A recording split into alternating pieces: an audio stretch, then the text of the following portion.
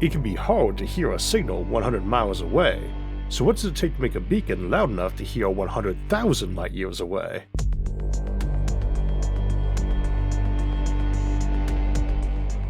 One of the big problems we have with SETI, the Search for Extraterrestrial Intelligence, is that based on the civilizations off Earth, it's the kind of search that should be virtually impossible not to rapidly succeed at if there's anything to find. The great civilizations of the world are hardly a secret. We have yet to find a civilization that hides its existence, which we might joke means they presumably succeeded, but they weren't a bunch trying and failing either, and you would expect if folks made such efforts, many would fail and leave evidence of their intent and existence behind, or later change their mind and become public.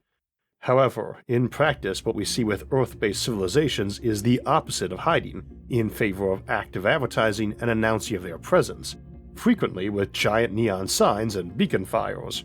But the dynamics do change at the galactic scale since we don't know how any given alien would behave, and we also don't know that they have any motivation to be heard 10,000 light years away, especially when it takes an omnidirectional signal 100 times as powerful to be heard 10 times further away, and 1,000,000 times more powerful to be heard 1,000 times further away.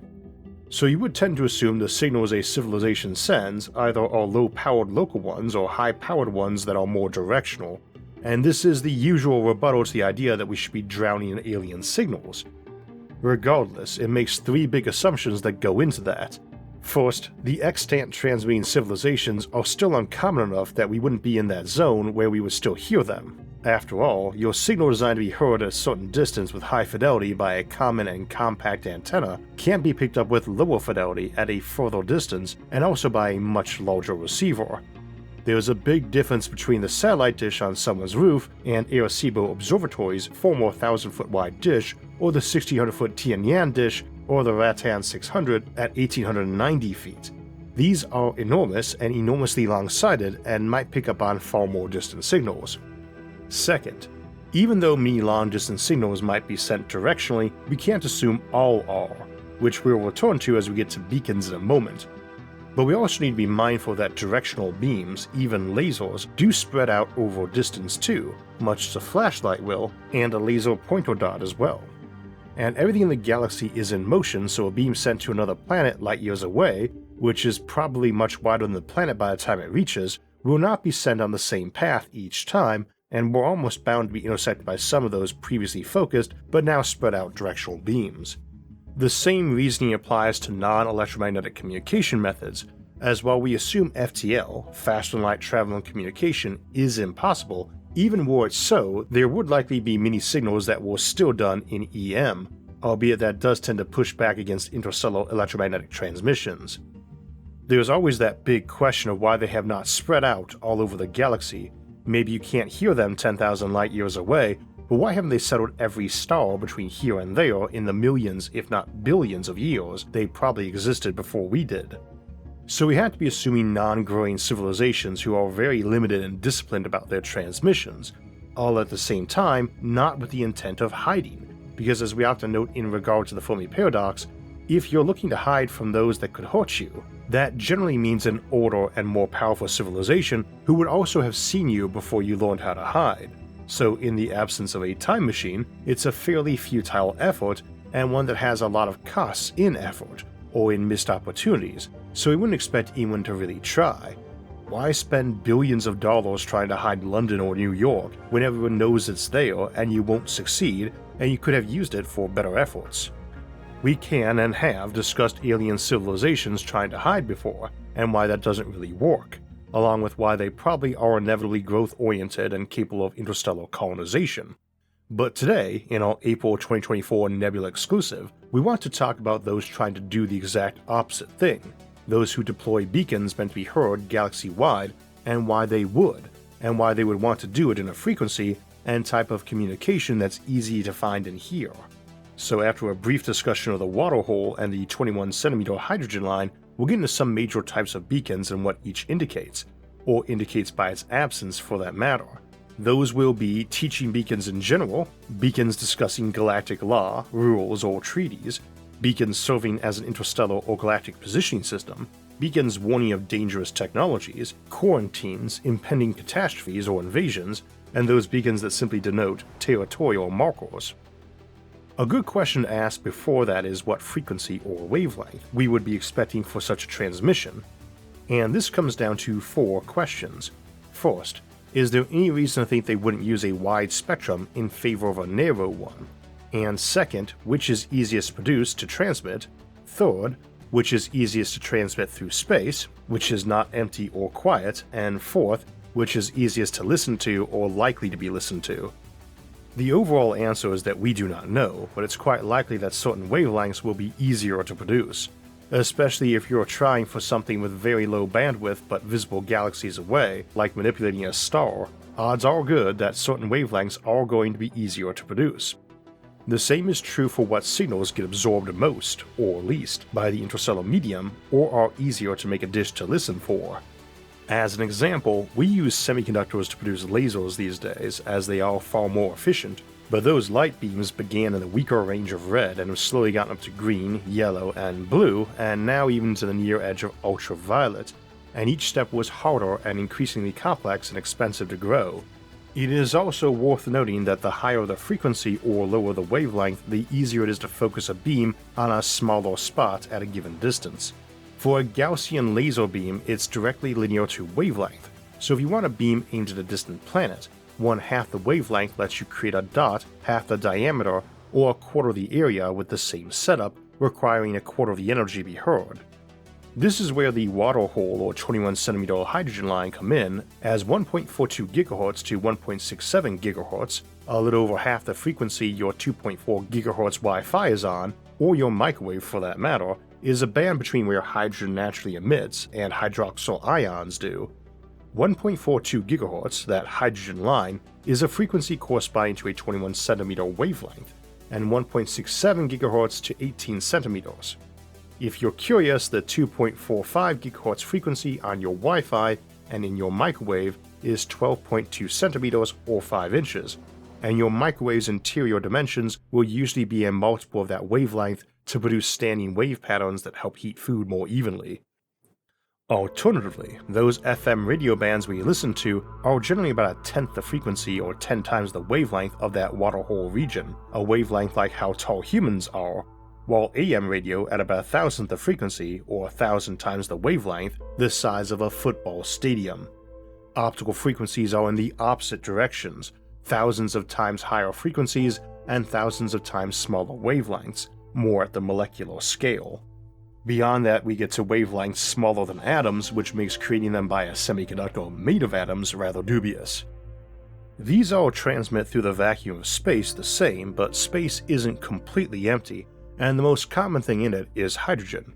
Neutral hydrogen, a proton orbited by a lone electron, has a number of states that electrons can be at above the low-energy ground state, and 2 of the lower ones are separated by just 5.9 microelectron volts, which is the photon energy corresponding to 21 centimeters or 1.42 gigahertz. So it's an easy transition to make, and thus there's a background hiss at that energy, frequency, and wavelength wherever lots of neutral hydrogen is floating around in quantity, which is basically all over the place, particularly in those parts of the interstellar medium dominated by neutral atomic hydrogen, the cold neutral medium and the warm neutral medium, the CNM and WNM respectively, which run between 50 to 100 Kelvin in temperature, as cold as Pluto, and 6,000 to 10,000 Kelvin, as hot as the sun's surface. Warm ionized medium, WIM, at 8,000 Kelvin makes up as much or more than both of those others combined, and emits not in radio but in the visible deep red wavelength known as the hydrogen alpha line, and similarly wouldn't be a good one to transmit on. Although you can also make the case that for shorter ranges of tens to hundreds of light years, they clear the clutter and make a signal more distinct. You'll hear more about the 21 centimeter line because we tend to think radio waves, but optical wavelengths which might be preferred for directed beams and communication lasers obviously need to worry about being absorbed or emitted as background noise too, and there's many that stars have that are how we calculate their spectrum and redshift. And when looking at molecular clouds that stars tend to be born in, we have to worry about many of the absorption lines of various molecules found in space too. For my part, I've never thought these particularly indicated what frequencies we should listen to, merely some that we want to avoid and would expect aliens to avoid too, But the waterhole and 21 centimeter line come up so often in these conversations, I felt it needed addressing before we got to the beacons, and so to the idea of a maximum distance you can hear radio. We've discussed this before, but the notion is that we could only hear our own radio signals out to maybe 100 light years, unless we couldn't hear anything alien that is further away. This gets confused sometimes with the distortion signal can go through as it weakens and spreads out, and moves through noisy and non-homogeneous space. Given that we would expect routine signals to be compressed, which amounts to removing recurring patterns and replacing them with a note saying you did, it can make a high bandwidth and high compression signal near impossible to receive, even with truly enormous receivers like we discussed in mega telescopes. But again, for beacons that doesn't matter because your initial goal is to be understood far away, and generally with the implication that your goal is not to be having detailed discussions or maximum bandwidth or compression rates. You do not compress your data because you specifically want all those recurring patterns to be seen to make it stick out from noise and make it easier to decode. You can always piggyback a second compressed signal after all and use the first as an explanation of your compression. So that uncompressed signal might include a note to check in on a different frequency where a more data-rich and compressed feed is running using the following compression method. That's not universal to all galactic or intergalactic beacons though, and something like a galactic positioning system might assume you only use it if you know its transmission rules and key. Folks sometimes suggest neutron stars as a natural GPS, and we'll return to that in a bit, but they're a good example of why this limited range idea of radio waves is absurd. We can see neutron stars millions of light years away and use radio telescopes for looking all over this galaxy and other ones. Obviously, it isn't limited by range for that purpose. You can always send a signal by low-density approaches too, like flickering your source in Morse code or binary at whatever slow rate you know space-time won't interfere with decoding over your desired transmission distance. And if needed, you can build solar mirrors around a star and pulsate the light it transmits, making it blink at a rate of your choosing as your zeros and ones.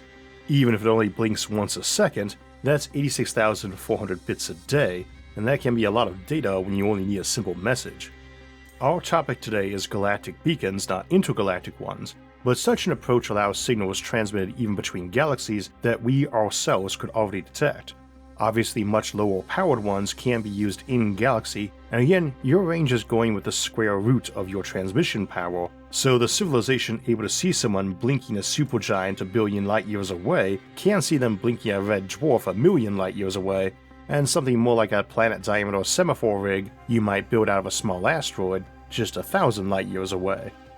All of which lack the sophistication of a directional transmitter in one frequency of radiation, which would whirl around on its axis to transmit to other spots like a lighthouse does, and which would massively raise your range.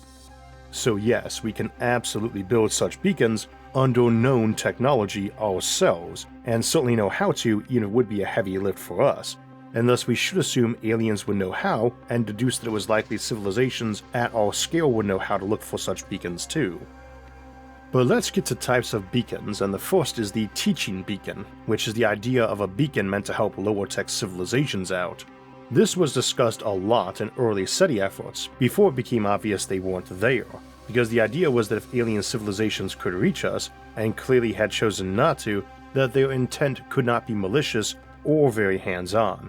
They either didn't try to settle all of space because they could not, or they could but let us be, rather than wiping us out long ago or taking us under their wing. This is important for SETI efforts because it's common to attack SETI on the grounds they might be alerting hostile aliens we exist, particularly in the dark forest theory and parallels, which argue that the galaxy is likely a dark and hostile place where you should keep quiet rather than announcing your presence to predators. We've done episodes before on why dark forest theory doesn't hold up, and that's one of the main lines of reasoning. Nobody out in the galaxy who could send armadas here couldn't also have sent colony fleets here, or even just cheap probes to look and see the lush green planet below and the ones sprouting straight-line canals and roads in the last few thousand years too. They don't need us to light a beacon, they already know there's a planet with life on it here.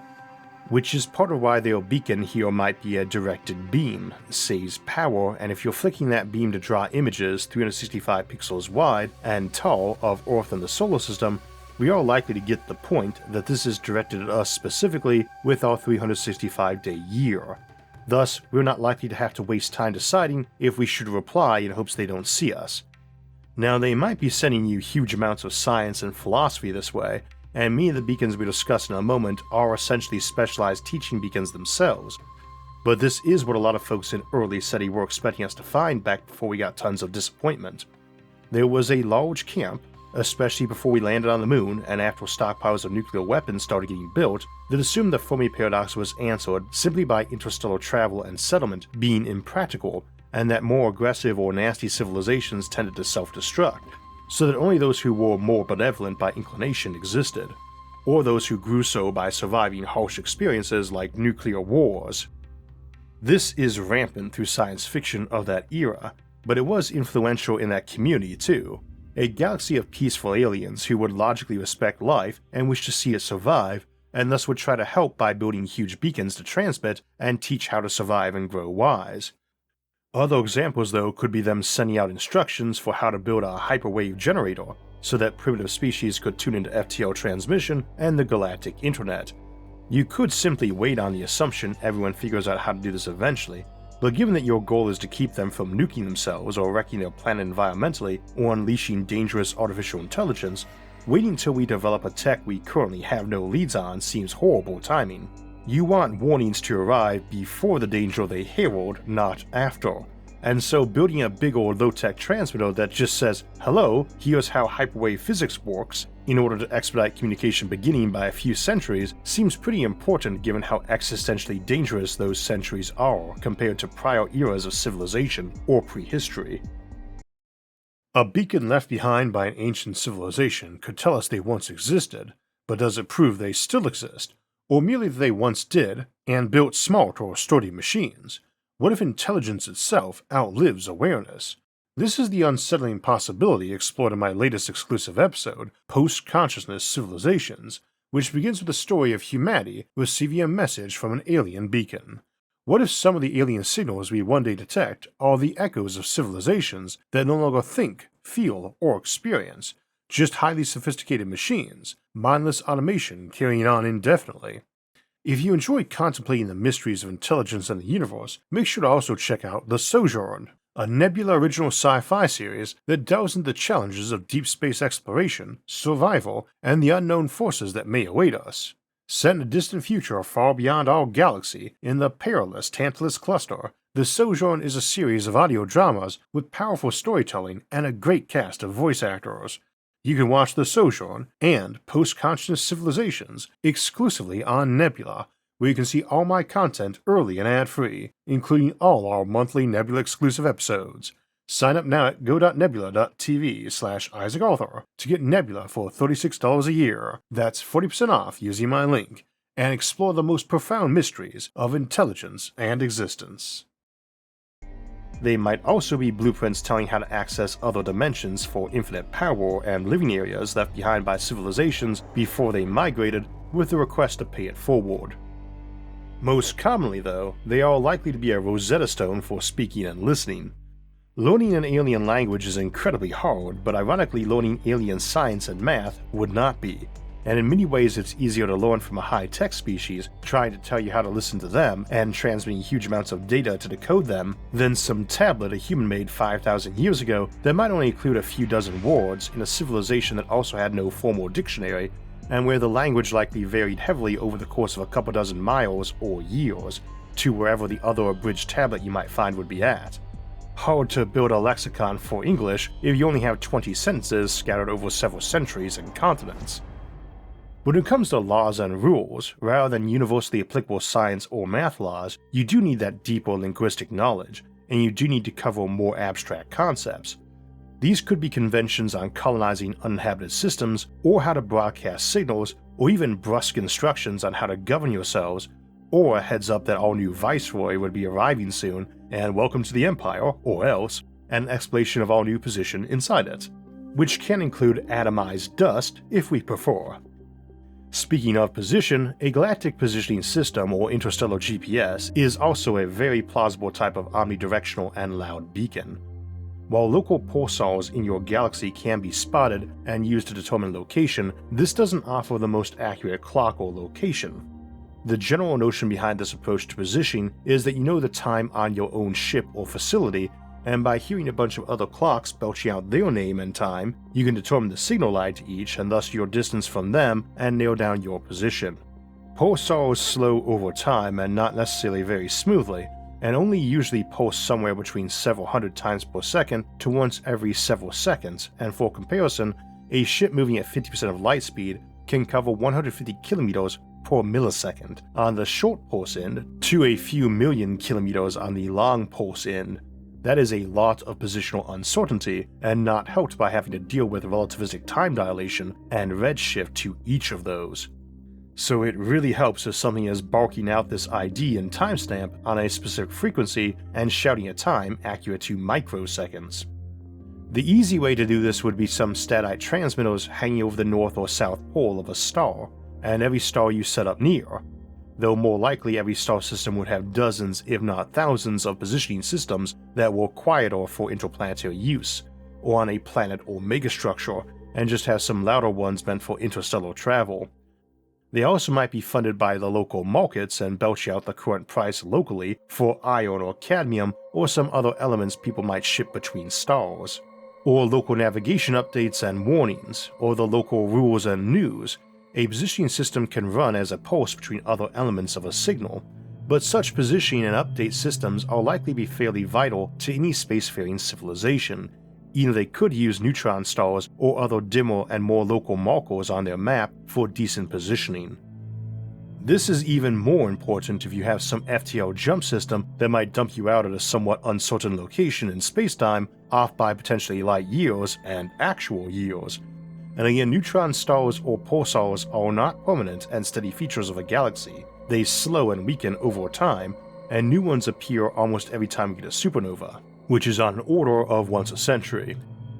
Speaking of supernovae, warnings of catastrophe or invasion are another type of beacon, and you might leave one around a star you knew was getting ready to blow up, though that might be viewed as inevitably obvious to any spacefaring culture. Weird technological catastrophes outside of known science might need warnings too, like this region of space has temporal anomalies on it. Planets might get a quarantine beacon warning folks away, or a whole system full of some voracious spaceborne grey goo that wasn't capable of interstellar flight but did ravage a whole star system. Stay away and don't pass through, or they might latch on and spread the disease. Don't use this portal technology you might discover or might have heard from in another beacon. It's actually a gateway to open the door to being invaded from another dimension. Don't use this vacuum energy power generation approach. You'll rupture spacetime, and your world in that region of the galaxy will drain away into the true vacuum, or into some twisted, warped reality. Do not use artificial intelligence beyond a certain level of brains, or it will probably kill you, and if it doesn't, we will, because we'll launch relativistic kill missiles the moment we detect them. Or even just, don't come here or we'll shoot you as an invader. Territorial markers are our last type for today, and a type of beacon that doesn't require any decoding necessarily. Territory markings in nature evolve as a survival trait to allow escalation of force. They warn of other players, of your own species or something rival, that you are present and thus any action taken in this area risks conflict. Conflicts risk damage even when victorious, so a lot of species have warning signals to discourage attack, and these may be fake or fair warnings, and often involve entire levels of escalating conflict where the stakes keep getting bigger and bigger. Lobsters are a great example of that, and while we can't assume territory is universal, it does tend to be one of those things we feel justified assuming will be very common among alien life too. But you don't need anyone to be able to read the warning on your no trespassing sign to know that someone is claiming this spot. So a beacon planted at every star, or planet even, that you claim, transmitting "this is ours," while it should probably include language codes and other data, is doing a decent job of marking territory simply by transmitting anything at all, as it indicates someone is actively there or was recently and left something behind that's talking. Obviously, it's a good idea to find out if that's a simple warning, or that it is your planet, but feel free to stop by and knock and say hello, or that the planet is under quarantine. This would seem like the most common markers overall, and need not even be official ones, as simply having a settlement on some planet that emits signals and activity reasonably visible at a distance might be considered sufficient in the eyes of most species. The nature of space travel encourages you to set territorial markings loud enough to be heard by those listening many light years away, since ships cruise through space and must burn fuel to turn around or redirect, and thus might be forced to unintentionally invade you so they could refuel and go home, or move on. Thus you would want this loud enough to be visible a good way off, but not across the galaxy, especially as likely to be considered both impolite and unwise to fire on someone refueling from an accidental trespass unless you encourage their homeworld to send a fleet to investigate and possibly object forcefully to your behavior. So visible a way off but not necessarily many star systems away, especially as you would expect explorers or ARC ships heading toward a system to be actively scanning it as they approached. In this regard, they're the only sort of galactic beacon I could imagine being around that we could somehow have missed. Modest range but not massive, and possibly a directional signal aimed individually at the 1,000 nearest star systems. Who knows though, it might be someday soon we'll upgrade our telescopes and realize the whole galaxy is awash in beacons, hopefully once helping us plot our course into a brighter future. And on that note, thanks again for joining us for another monthly exclusive here on Nebula.